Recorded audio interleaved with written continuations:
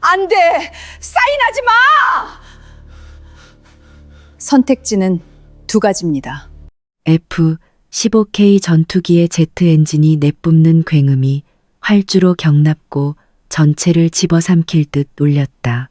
나는 안전모 아래로 흘러내린 머리카락을 쓸어 넘기며 터빈 블레이드의 미세한 균열이라도 찾아내려는 듯 라이트를 비추었다. 나토 합동훈련을 앞두고 내가 지휘하는 정비대대의 모든 절차는 완벽해야만 했다. 내 손에 이 전투기들의 생명, 그리고 조종사들의 생명이 달려 있었다. 소령님, 최종 점검 보고서입니다. 소음 속에서도 임태경 대위의 목소리는 칼날처럼 날카롭게 들려왔다. 그는 내 옆으로 다가와 두꺼운 파일을 내밀었다. 나는 장갑 낀 손으로 엔진 표면을 마지막으로 한번 쓸어본 뒤 몸을 돌렸다. 수고했네. 비행 허가 사인을 올리기 전에 내가 최종 확인하지. 특이사항은 없었고? 없었습니다. 모든 계측, 수치, 정상입니다. 그런데 소령님께 전달된 다른 서류가 있습니다. 임대위는 첫 번째 파일 아래에서 붉은색 표지의 서류철을 꺼내 보였다. 국방정보사령부의 인장이 선명했다. 불길한 예감이 등줄기를 타고 흘렀다. 뭔가 서희진 소령님의 2급 비밀 취급인가가 방금부로 정지되었습니다. 순간 경납고의 모든 소음이 멀어지는 듯했다. 비밀 취급인가는 군인의 심장과 같다. 그게 멈췄다는 건 내 군 경력 전체가 지상 대기 명령을 받았다는 의미였다. 나는 말없이 고개를 끄덕이고 정비 일지 대신 나 자신에 대한 비행 불가 명령서에 먼저 서명했다. 그리고 임 대위가 내민 붉은 파일을 열었다. 안에는 민간 법원에서 발송된 탄원서 한 장이 들어 있었다. 11년 전 나를 버렸던 전 남편의 어머니 배영숙의 이름이 적혀 있었다. 죄목은 품위 유지 의무 위반, 가족 유기, 그리고 횡령이었다. 내 사무실은 언제나처럼 정갈했다. 책상 위에는 각 잡힌 서류들과 군용 노트북이 전부였다. 창밖으로는 전투기들이 굉음을 내며 이륙하고 있었지만 내게는 그저 소음일 뿐이었다. 나토 파견. 내 30대를 전부 바쳐 이뤄낸 꿈이 고작 종이 한 장 때문에 좌초될 위기에 처해 있었다. 한원서의 내용은 악의로 가득했다. 내가 아픈 아들을 버리고 도망쳤으며 시댁돈을 훔쳐 달아났다는 거짓말, 그리고 이 모든 주장을 철회하는 대가로 1억 원을 요구하고 있었다. 배영숙은 알고 있었다. 군인에게, 특히 장교에게 대외적인 스캔들은 치명적이라는 것을. 진실 여부와 상관없이 이런 소문만으로도 진급 심사에서 영원히 누락될 수 있었다. 과거의 나였다면 그저 조용히 돈을 주고 이 상황을 끝내려 했을 것이다. 침묵 속에 고통을 감내하는 것이 미덕이라 배웠고 그렇게 10년 넘게 살아왔다. 나는 서랍에서 은행 보안 토큰을 꺼내 노트북에 연결했다. 내 모든 저축을 동원하면 어떻게든 막을 수 있을지도 모른다. 비밀번호를 입력하려던 손가락이 허공에서 멈췄다. 시선이 책상 위 액자에 놓인 내 임관식 사진에 닿았다. 그리고 내 어깨에 달린 별처럼 빛나는 소령 계급장으로 옮겨갔다. 여기서 돈을 보내는 순간 나는 다시 11년 전에 무력한 피해자가 되는 것이다. 그들의 거짓말을 내 돈으로 인정해주는 꼴이었다. 나는 노트북에서 보안 토큰을 뽑아냈다. 단호한 동작이었다. 돈은 지불하지 않는다. 대신 나는 내 과거를 감사하기로 결정했다. 군수 장교로서 내가 해온 일 그대로 모든 기록을 추적하고 모든 거짓을 밝혀낼 것이다. 군 법무실의 문은 무겁고 차가웠다. 나는 담당 법무관 앞에서 조금의 흐트러짐도 없는 자세로 앉아 있었다. 내 상황을 들은 법무관은 안경을 고쳤으며 난처한 표정을 지었다. 소령님, 안타깝지만 이건 군사경찰이 개입할 수 있는 사안이 아닙니다. 금전 분쟁의 시작점이 11년 전 민간인 신분일 때의 일이라서요. 그럼 어떻게 대응해야 합니까? 저들의 목적은 합의금이 아니라 내 경력을 망가뜨리는 겁니다. 민사로 해결하셔야 합니다. 하지만 언론에라도 알려지는 날엔 아시잖습니까? 법무관의 말은 사실이었다. 재판에서 이기더라도 나는 이미 진흙탕을 구른 장교가 될 터였다. 나는 잠시 눈을 감고 생각했다. 그리고 내 전문 분야의 논리를 적용하기로 했다. 알겠습니다. 그렇다면 정식으로 민군 합동조정회의를 요청합니다. 조정회의 말입니까? 네.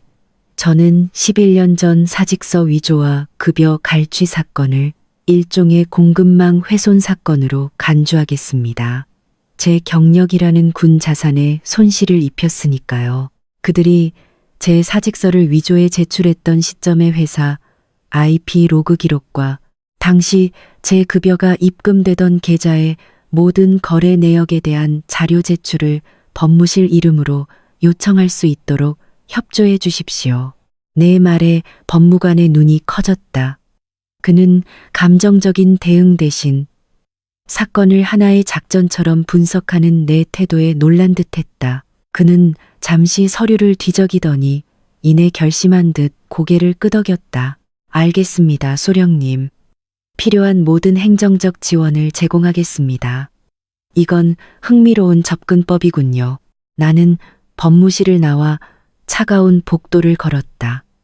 손에는 민간 기업과 은행에 보낼 공식 협조 요청 서류가 들려 있었다. 나는 곧장 휴대폰을 꺼내 11년 전 그 회사의 인사팀 번호를 눌렀다. 추적은 시작되었다.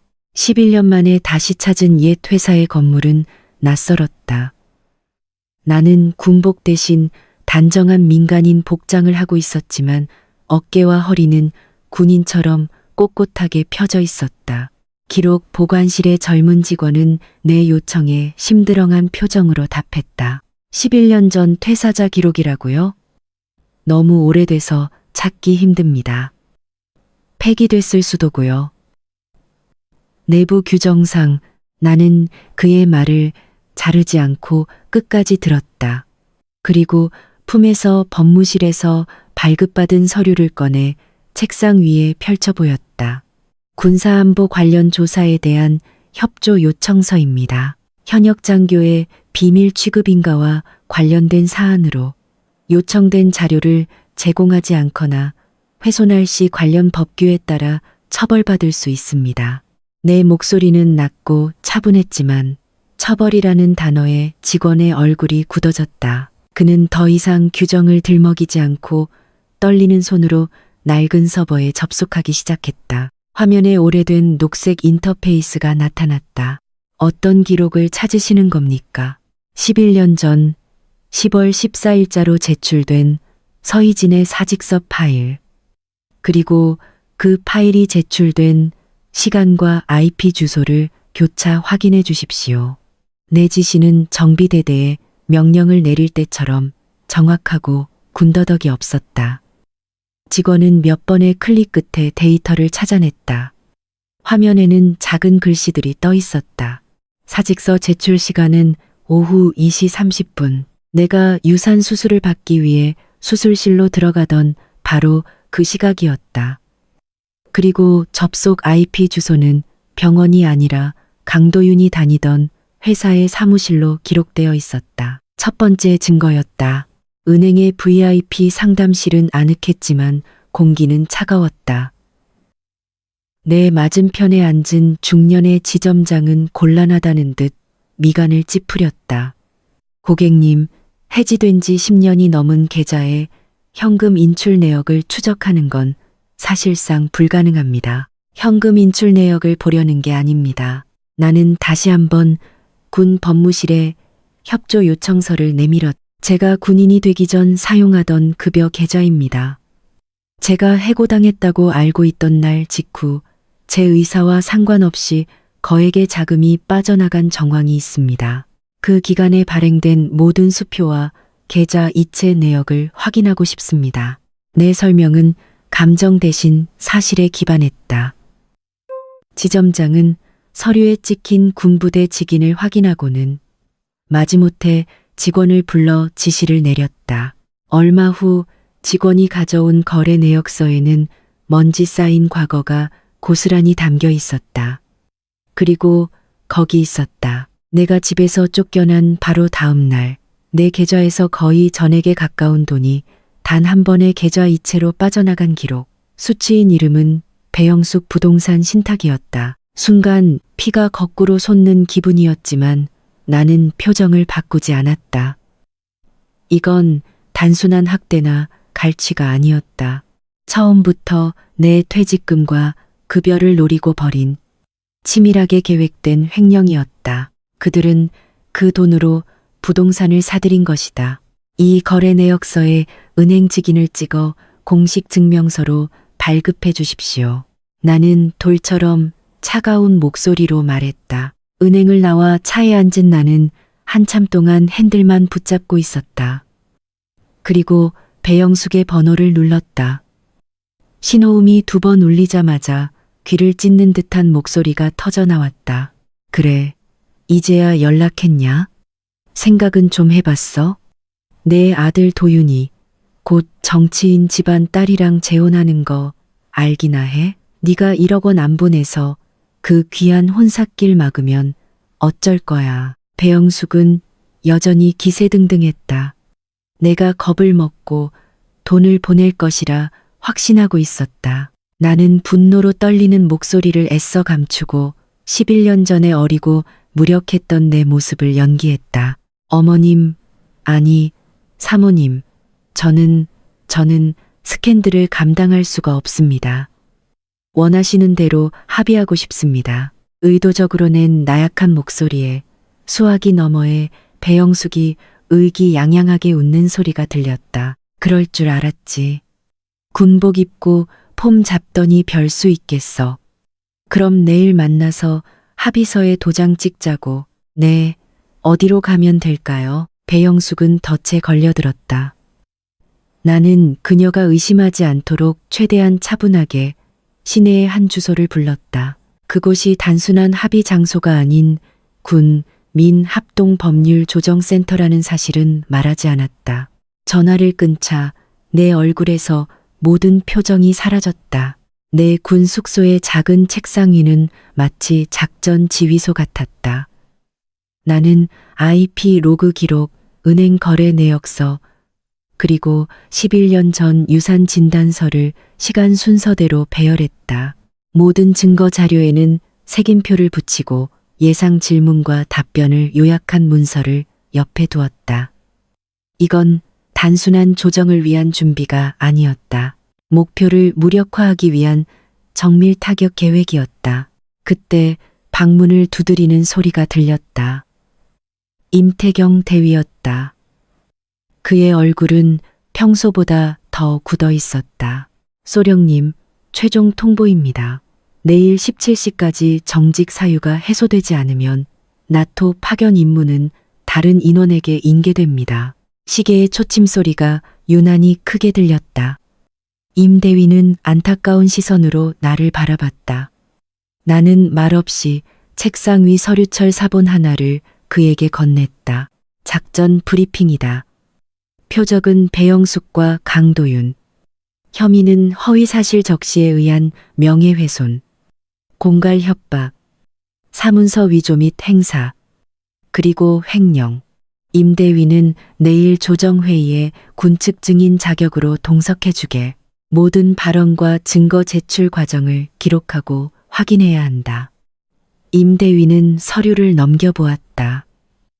그의 표정이 전문적인 무관심에서 차가운 분노로 바뀌는 데는 오랜 시간이 걸리지 않았다.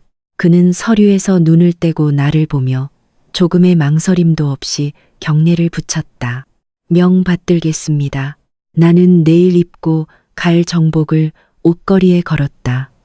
가장 반짝이는 훈장을 달고 가장 날카로운 각을 세워서 군, 민, 합동 법률 조정센터의 회의실은 무거운 침묵에 잠겨 있었다. 나는 짙은 색 원목 테이블의 한가운데에 갓 다림질한 공군 소령 정복을 입고 앉아 있었다. 내 옆에는 임 대위가, 맞은편에는 민간인 조정위원이 서류를 검토하고 있었다. 문이 열리고 배영숙과 강도윤이 들어왔다.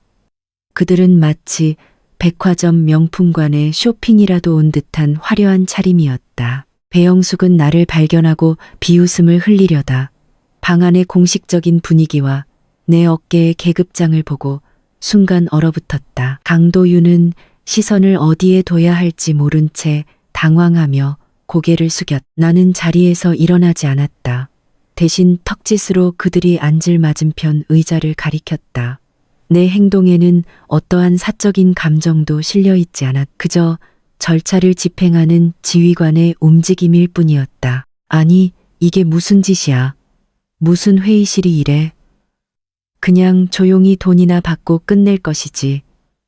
군복은 왜 입고 와서 사람을 위협해? 배영숙이 먼저 침묵을 깨고 소리쳤지만 그 목소리는 불안감에 떨리고 있었다. 조정위원이 녹음 시작 버튼을 누르며 나지막이 말했. 지금부터 공식 조정을 시작하겠습니다. 자, 배영숙 씨, 먼저 탄원서를 제출하신 이유와 요구사항을 말씀해 주시죠.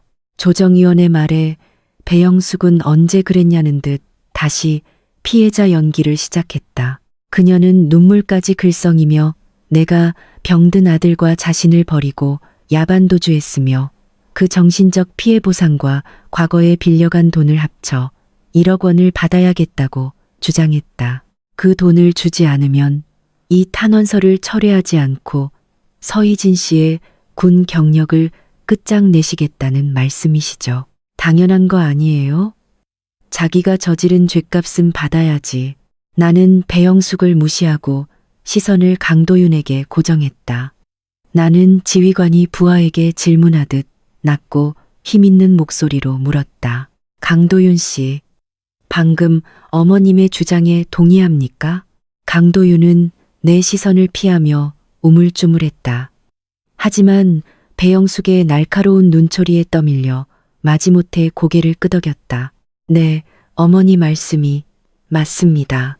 그들의 거짓말이 공식 기록으로 남는 순간이었다.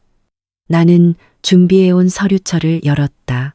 조정위원님, 군형법 제60조 6 상관에 대한 허위사실 적시 명예훼손은 징역에 처할 수 있는 중범죄입니다.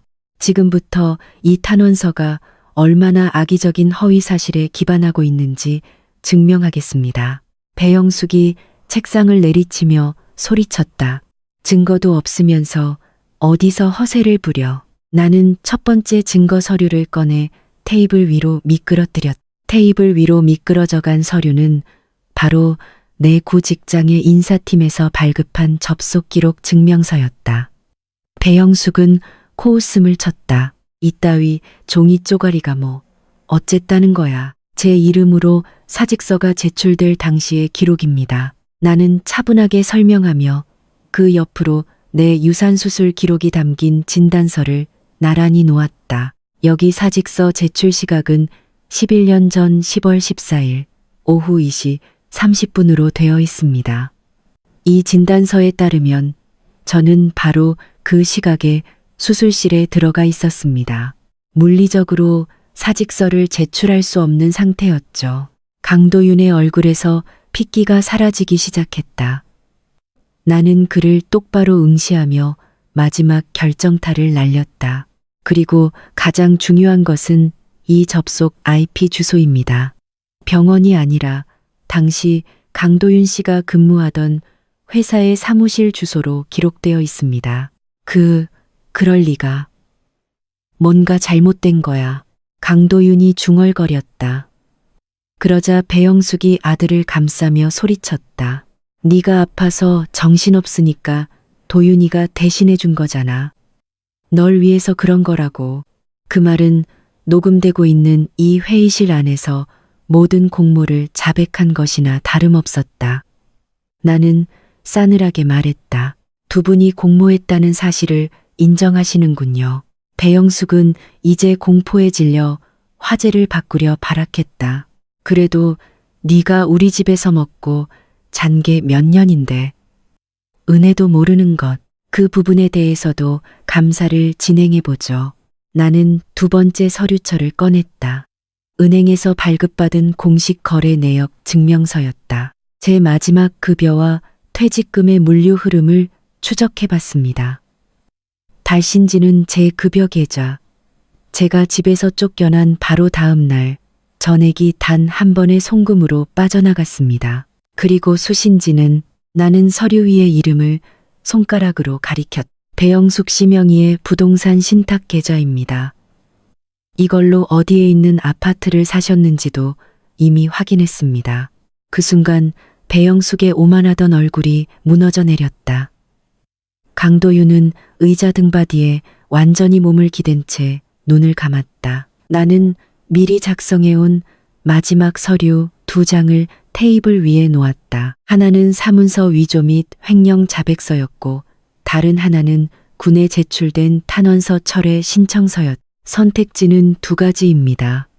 첫째, 이 자백서에 서명하고 탄원서를 철회한다. 그러면 민사소송은 걸지 않겠습니다. 둘째, 서명을 거부한다. 그러면 임태경 대위가 증인으로서 이 모든 자료를 들고 즉시 중앙지방검찰청으로 갑니다. 정치인 집안과 혼사를 앞둔 아드님에게 횡령 및 사문서 위조 전과 기록이 어떤 영향을 미칠지는 잘 생각해 보시길 바랍니다. 정적이 흘렀다. 먼저 펜을 집은 것은 강도윤이었다. 그는 자신의 미래를 망치고 싶지 않다는 듯 떨리는 손으로 자백서에 이름을 적었다. 배영숙은 무너진 얼굴로 아들을 노려보다가 결국 모든 것을 포기한 채 서류에 서명했다. 나는 그들이 서명한 서류를 들고 곧장 기지로 복귀했다. 법무실의 시계는 오후 4시 50분을 가리키고 있었다. 나는 자백서와 탄원서 철회 신청서를 법무관에게 제출했다. 그는 서류를 꼼꼼히 검토한 후 내 정직 처분 서류 위에 붉은 인장을 찍었다. 인가 승인. 짧은 한마디였다. 법무실을 나오자 복도에서 기다리고 있던 임대위가 나를 향해 조금의 흐트러짐도 없는 자세로 거수경례를 했다. 나는 완벽한 자세로 답례했다. 나는 경납고로 향했다. 활주로에 서자 F-15K 전투기의 엔진이 내는 굉음이 다시 온몸을 감쌌다. 하지만 이제 그 소리는 더 이상 소음으로 들리지 않았다. 그것은 내 심장 소리였고 내 세계의 소리였다. 나는 깨달았다. 지난 11년간 나는 침묵 속에서 고통을 견디는 것이 강인함이라 믿어왔다. 하지만 아니었다. 진정한 힘이란 폭풍 속에서 조용히 버티는 것이 아니라 그 천둥을 지휘하는 법을 배우는 것이었다. 나는 선글라스를 끼고 나를 기다리는 전투기를 향해 걸어갔다.